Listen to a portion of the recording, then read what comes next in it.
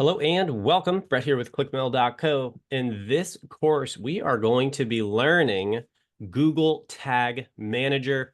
And in today's course, we've got Zach, who is currently making a mock page for the site we're going to be building on as we go through. And we have Neil, who is a very skilled Google Tag Manager developer person. And also runs Google Ads account. So he's a Google Ads account manager and has a lot of experience in that field. So he is going to be adding additional clarity and insight on the back end of every video.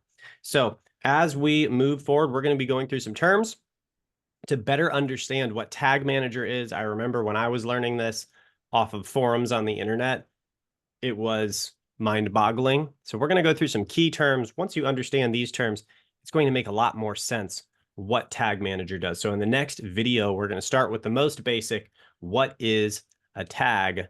So I'll see you there in the next video.